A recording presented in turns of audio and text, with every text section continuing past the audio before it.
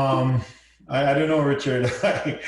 I think this is one of those times when, you're filled with all sorts of feelings, and you sort of want to speak, but you want to speak responsibly at the same time, because you certainly don't want to, you know, say the wrong thing. But we'll say this off the bat: we condemn in the strongest terms, this incident where two young Guyanese boys have lost their lives in the most horrific way. This seemed like hate. It seemed like hate. We don't.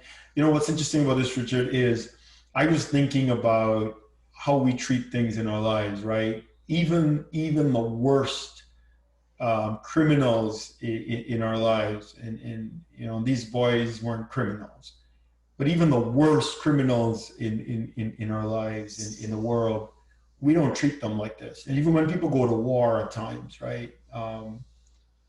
This is not how we treat people. This is not how we don't mutilate and do this to people. This was vile and despicable and wrong and evil, and should not have been done. Should just absolutely should not have been done. And so, with the strongest possible way that we could condemn this, we condemn this kind of action. I feel for the parents of these boys. I lost my brother this year, not to something like this, but just the pain of losing someone, but in this way, into this, to watch those bodies, right, in that way, you can't, you just can't find the words, man. It's tough. It's tough. Uh, what do you got to say, Rich? Yeah, this one is hard. There's I've always sort of believed that as a humanity we're more good than we're bad, but when you see things like this, you realize that there are elements that are bad. And what happened to Joel Henry and Isaiah Henry is, I'm gonna call it for what it is. It's murder, right? And I don't know what degree of murder that is, but it's just murder. Like there's no,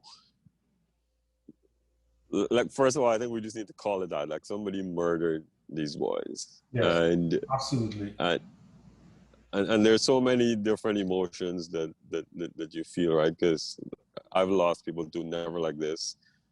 But we have kids, right?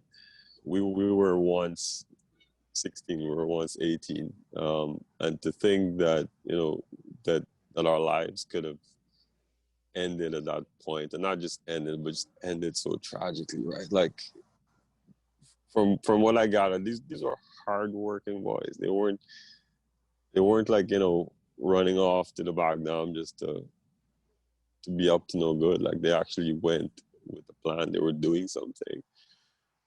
And I mean, it's hard to put in words, but I think it's murder. That's what I think we should call it first off. But this is, and you and I talked about this before. This is sort of, I think, a reflection of how little we probably value life in Guyana in some cases, right? I mean,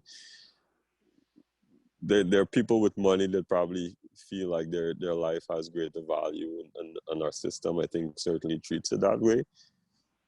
But this is just, I mean, like, we have no idea what these boys were going to grow up to do, right? The impact they were going to make on other people's lives. And I think if one thing that should come out of this is that we should never forget this. We should, one, I mean, justice is important, like, as soon as possible. And I know Yep. they've arrested somebody already, so that's good. But I think when tragedies like these happen, each and every person I think can feel it, right? And I think the worst thing we can do is try to justify it by any means. Like, and I haven't heard anybody justify it, which is great. Yeah. But I think we also need to not politicize it, right? Like this is not a political thing. Like everybody, regardless of your race, your creed, your political affiliation, must condemn this as wrong. Right. And if you have kids and you don't feel that sort of emotion welling up inside of you thinking that somebody could do that to your kids, and oftentimes somebody might be, well, my kids would never be in a place where they could do. That's not true, right? We all are somewhere. We're all vulnerable to some tragedy, um, either by somebody's deliberate action or just accidentally. But this is just wrong, and I think as an entire country, we must come out and condemn it, and really bring the people that committed this to justice, right? And one last thing I think I'll say is, like as a collective society, we know that this was wrong, Yeah. and when these things happen, right, and we come together, we must all sort of search our conscience, because the first thing that came to mind when I heard this is that somebody knew that this happened, and I don't know who that somebody is. It might have been a close relative to the person.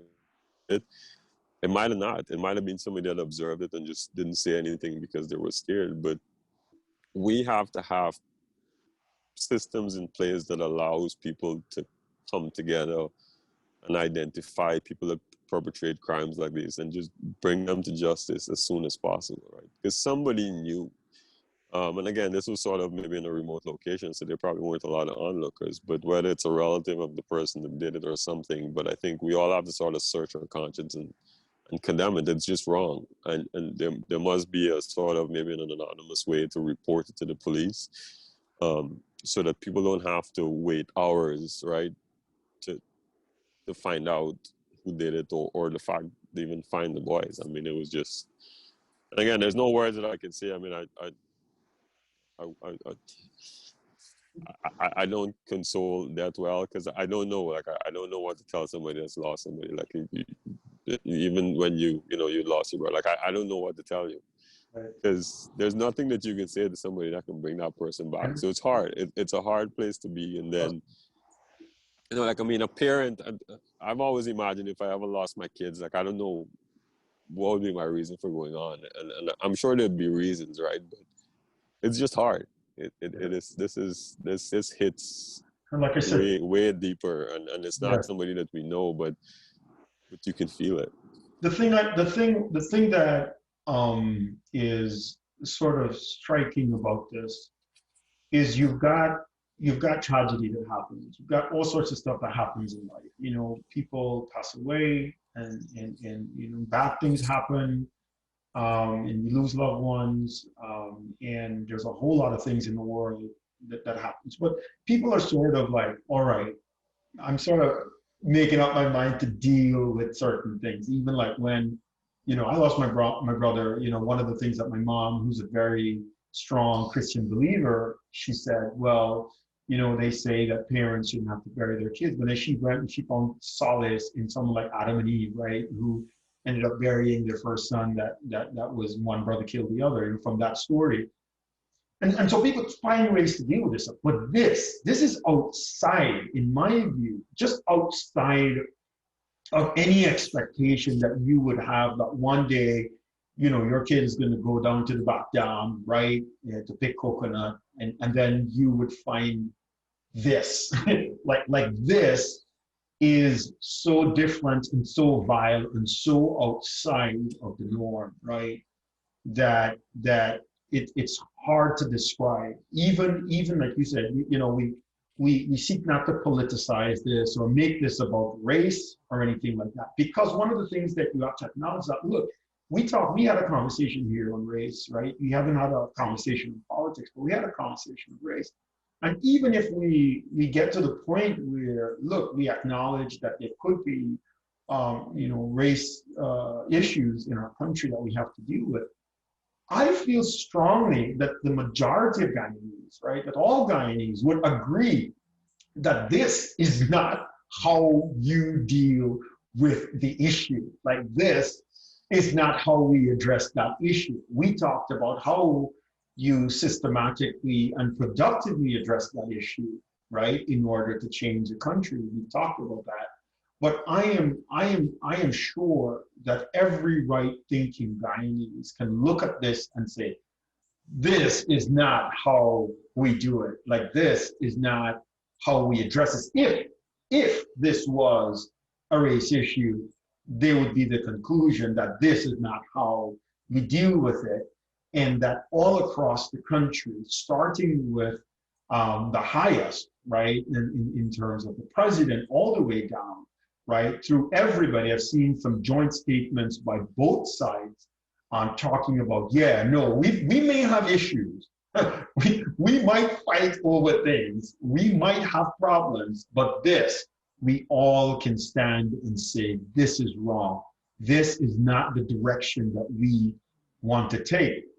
And that's why I think it's so important, right? That everyone speaks up about this, right? Because this is an opportunity for us as a country to come together and say, this is not our values, right? That we may not have agreed on what all our values might be, but we know in our hearts of hearts that this is not what we want in our country, right? This is not what we want as a nation, not what we want as a people. This is not the kind of history and legacy that we want to leave as a Guyanese nation. And that's why I think all across our country, we have to come out and just condemn this, right? Whatever issues we might have, we can put that on the back burner and join in solidarity and say, this is evil, and we're going to stare evil in the face and say, you can't succeed in our country, right? This is pure evil, and we have to address that. I agree. And that's one thing I think that's somewhat comforting. It seems as though everybody's come out and spoken up against it, and they're taking action.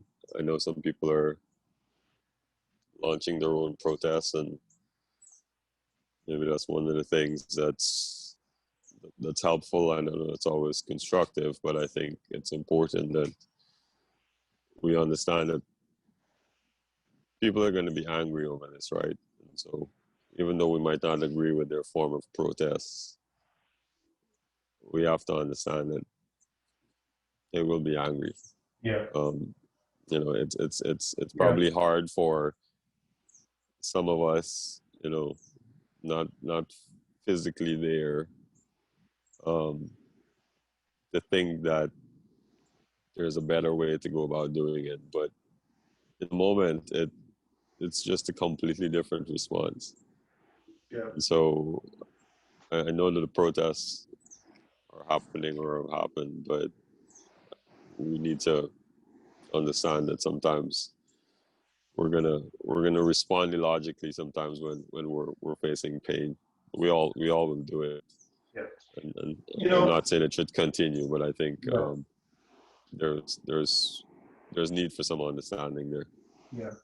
I think there's probably, you're talking about anger, and as part of that anger, we have a responsibility still to speak responsibly on these issues, because during a time like this, when you're welling up with emotions, your judgment can get clouded, but there is sort of a need to sort of still maintain a still head and try to just process, allow yourself to feel the emotion. Because this is one thing that I say to people, right? You have to allow yourself to feel the emotion, because you know what? It tells you that you're human and that you care.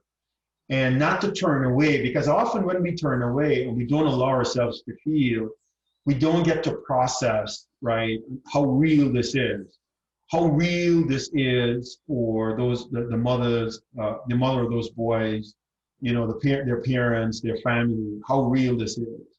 And so sometimes you have to let yourself feel it. but you also have to allow yourself to process that feelings in a responsible way. And and the responsibility isn't now, right? This responsibility is going to go forward because the responsibility came before as well. This is why you and I have been doing ETC, because we've been talking about having responsible conversations, because the things we say can influence people. And in no way, I'm going to be very clear, in no way will I blame this act on somebody else. These guys committed these acts on their own, and they murdered these boys on their own. But for the rest of us, right? For the rest of us, this is why responsible conversations are so important, right? Because it starts to show that we can mutually respect each other, that we can be talking to each other, and that we can solve differences in a responsible way. And I think the culture, right, the culture of respect that we should be having for each other can be demonstrated, right, in that way, because nobody in these circumstances, nobody has the right to do this to somebody else. Just absolutely nobody has the right. And I think we need to be saying that more and more and more. I don't know about you, but I'm sure we're usually on the same plane here. This is going to give me the encouragement to speak up even more on this, right? Because sometimes, they say the only way for evil to succeed is for good people to do nothing, right? It's the only way evil succeeds. And sometimes we sit back and we let people spew all kinds of hatred into the public domain.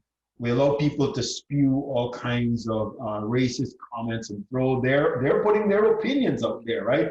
They're not unabashed or unafraid to say how they feel sometimes.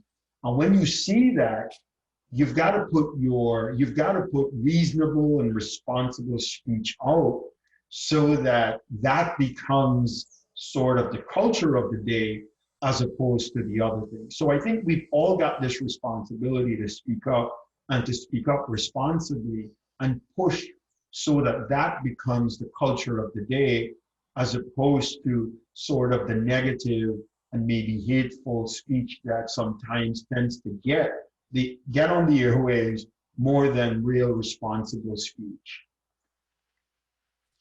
Yes, I agree, and I know I'm going to go on record of saying that I have been complacent in the past, and I think we can choose not to be at any point in time. This is the time for anybody, right, to step up and lead and have a discussion and help listen to the voices that have something to say. Right. And we all have that ability. I mean, in every community, in every environment, we've got people that have the ability to lead and to listen to people and to bring people's voices together, right? It's a lot easier to have somebody at the forefront leading a cause rather than for everybody to just run around doing their own thing. And I think that's important. I mean, these things will happen, and we can't undo it.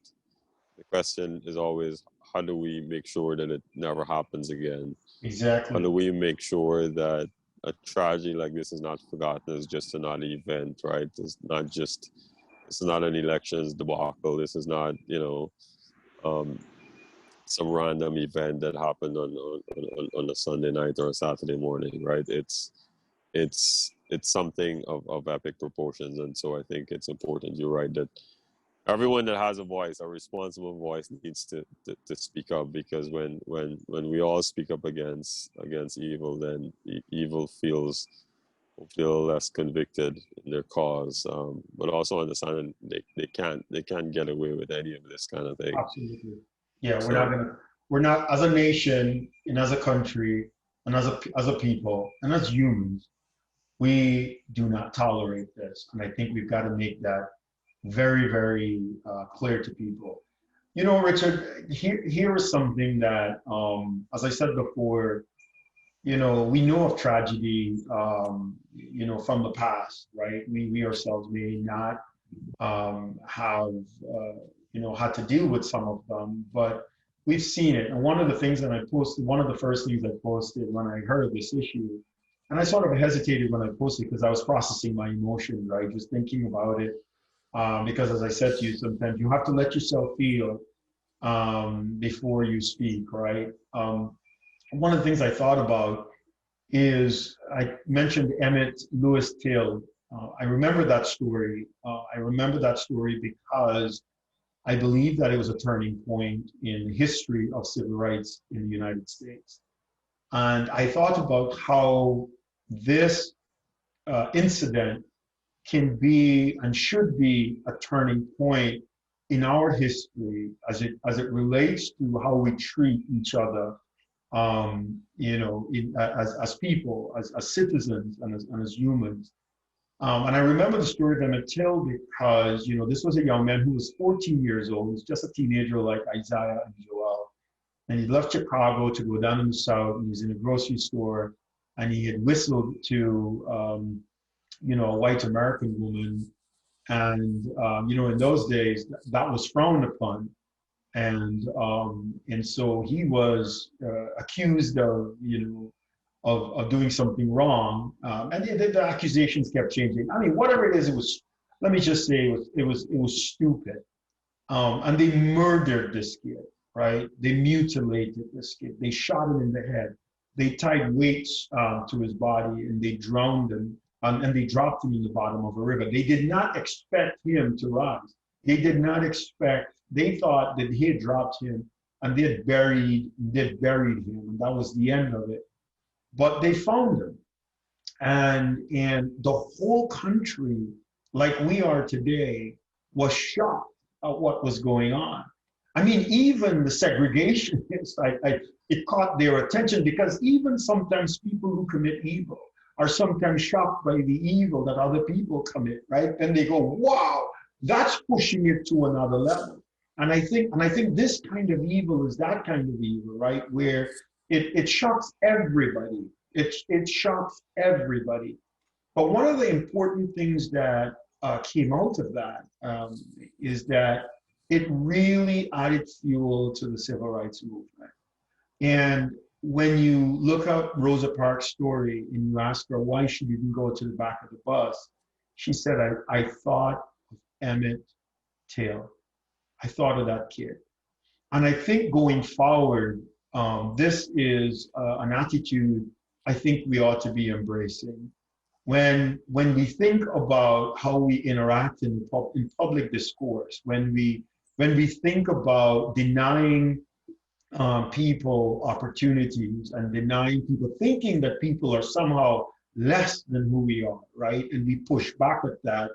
We should stop and think of Isaiah and think of Joel in this case. Let this be a turning point that says, Guyanese, we cannot treat each other like this, right? We cannot allow ourselves to go down to this level, right? We cannot allow ourselves to go down to this. And we've got to remember this across the entire society, that people are valuable, that life is valuable, right? That our lives are important and valuable, and that we're all created equal, and that we just have to embrace those values, and that we can't be treating people in this manner. I mean, this is absolutely the worst of worst.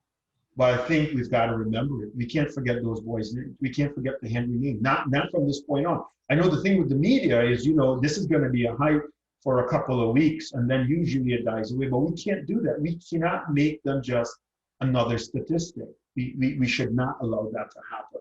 Not in this case. I agree. Yeah. All right, Kofi. You got to think, jump off, huh? yeah. That's cool. I appreciate the opportunity. I mean, like I said, this is something that we all need to speak up on. Staying quiet is not the solution. Staying away is not the solution. And we're never going to get better as a society if we stay quiet for too long, because eventually it'll be us if we don't speak up against it. And I think there's a quote somewhere that says that, but I don't remember Oh the yeah, quote. oh yeah. When I'll post it later, but yes, and And when it wasn't that group, I didn't pay attention because I wasn't part of that group, yeah, right? until it became, Exactly. yeah, Until they came for me, and there was no one left to speak up. yeah, yeah. So The German pastor said that, man. Well, yeah, hey, man, our but condolences go out to the family and friends of Isaiah and Joel. We condemn this incident, as, just in the strongest possible terms.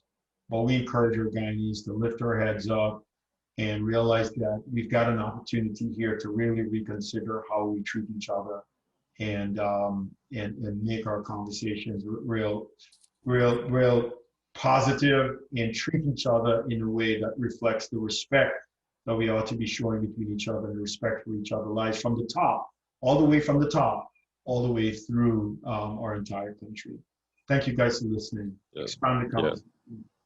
Expand the conversation, guys.